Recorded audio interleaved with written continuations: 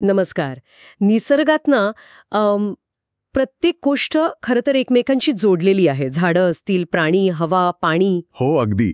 आणि या सगळ्यांच्या नात्यातूनच तर परिसंस्था बनते. बरोबर. जीवो जीवस्य जीवनम हे आपण ऐकलंय.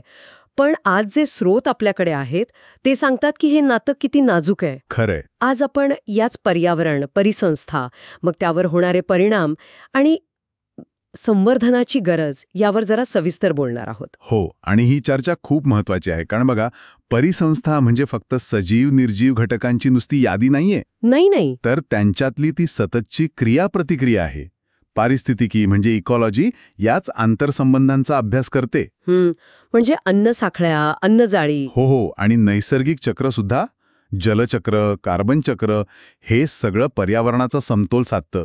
पण एक महत्वाचा मुद्दा आहे स्रोतांमधला, कोणता? की यापैकी एका जरी चक्रात अडथळा आला तर त्याचे परिणाम खूप अनपेक्षित आणि दूरगामी असू शकतात. अच्छा, म्हणजे एका घटकावरचा परिणाम फक्त तिथेच थांबत नाही तर. नाही, तो पूर्ण जाळ्यावर पसरतो.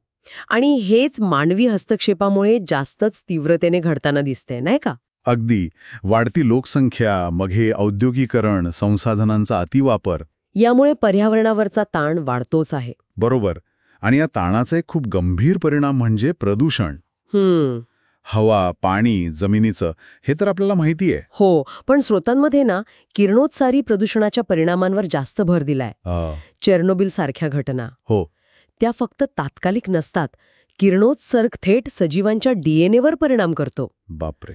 म्हणजे ज्यामुळे कर्करोग आणि पिढ्यानपिढ्या टिकणारे जनुकीय बदल होऊ शकतात. हे जे अदृश्य धोके आहेत ना, ते जास्त गंभीर आहेत. अदृश्य धोके हे खरंच खूप चिंताजनक आहे. आणि म्हणूनच पर्यावरण आणि त्यातली जैवविविधता यांचं संवर्धन किती गरजेचं आहे हे स्पष्ट होतंय. नक्कीच. जैवविविधता म्हणजे फक्त वेगवेगळ्या प्रकारचे प्राणी आणि वनस्पती इतकंच नाहीये, बरोबर? संस्थांची विविधता. अच्छा. यातला एकही स्तर जर कमजोर झाला तर संपूर्ण परिसंस्थेची जी लवचिकता असते ना, ती कमी होते. आणि म्हणूनच IUCN सारख्या संस्था धोक्यात आलेल्या प्रजातींची नोंद ठेवतात. अगदी. आंतरराष्ट्रीय निसर्ग संवर्धन संघटना IUCN ते वर्गीकरण करतात. संकटग्रस्त म्हणजे एंडेंजर्ड, दुर्मिळ म्हणजे रेअर, संवेदनशील म्हणजे वल्नरेबल. काही उदाहरणं आहेत का आपल्याकडे? हो, स्रोतांमध्ये आहेत.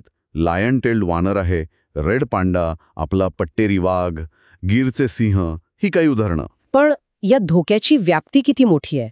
आपण फक्त काही निवडक प्रजातींबद्दल बोलतोय की परिस्थिती त्याहून खूप जास्त गंभीर आहे? नाही, परिस्थिती गंभीरच आहे.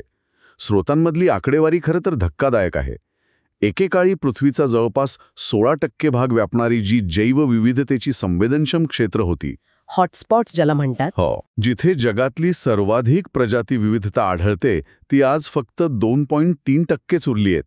काय म्हणताय? फक्त 2.3%? हो, फक्त तेवढी. भारतात आपला पश्चिम घाट आहे, मानस अभयारण्य, सुंदरबन, ही अशी काही महत्वाची क्षेत्र. पण खाणकाम, जंगलतोड यामुळे तीही धोक्यात आहेत. फक्त 2.3%. म्हणजे आपण एका अत्यंत नाजूक टप्प्यावर उभे आहोत. पण मग या परिस्थितीत काही आशेचे किरण दिसतायत का? म्हणजे संवर्धनाचे प्रयत्न कितपत यशस्वी होत आहेत? प्रयत्न तर निश्चितच सुरू आहेत. राष्ट्रीय उद्याने आहेत, अभयारण्य, राखीव जैव विभाग, हे सगळं आहे. कायदे वगैरे? हो, कायदेही आहेत. वन्यजीव संरक्षण कायदा 1972चा, मग वनसंवर्धन कायदा 1980, पर्यावरण संरक्षण कायदा 1986, आणि आपल्या पारंपरिक पद्धती पण महत्वाच्या आहेत, जसं देवराई. आणि हो, एक खूप प्रेरणादायी गोष्ट आहे स्रोतांमध्ये, आसामचे जाधव मोलाय पायेंग. अच्छा, काय केलंय त्यांनी? एका व्यक्तीने अथक प्रयत्नांतून 1360 एकरांचं जंगल उभं केलंय. अरे वा, एका माणसानं. हे तर अविश्वसनीय आहे. हो, अविश्वसनीय पण खरं. पण यातून हेही दिसतं की वैयक्तिक प्रयत्न सुद्धा खूप मोठा बदल घडवू शकतात. हे आपल्याला एका मोठ्या जबाबदारीची जाणीव करून देतं, नाही का? अगदी. पर्यावरण संवर्धन ही काही फक्त सरकारची किंवा संस्थांची जबाबदारी नाहीये, ती आपल्या सगळ्यांची सामाजिक जबाबदारी आहे. बरोबर. एक वाक्य नेहमी म्हटलं जातं की आपल्याला ही पृथ्वी वारसा हक्काने मिळालेली नाही, तर पुढच्या पिढीकडून उसणवार मिळाली आहे. खूप महत्वाचं वाक्य आहे हे. मग या उसणवारीची परतफेड आपण कशी करणार, हा खरा प्रश्न आहे. आणि विशेषतः जेव्हा आपल्याला हे कळतं की जगातली सर्वाधिक जैवविविधता असलेली फक्त 2.3% संवेदनशील क्षेत्र शिल्लक राहिली आहेत. हो, तेव्हा खरंच विचार करायला हवा की हा जो उरलेला अमूल्य ठेवा आहे तो जपण्यासाठी अगदी आपल्या रोजच्या जगण्यात आपण कोणती भूमिका बजावू शकतो. प्रत्येकाने विचार करण्यासारखा हा प्रश्न आहे.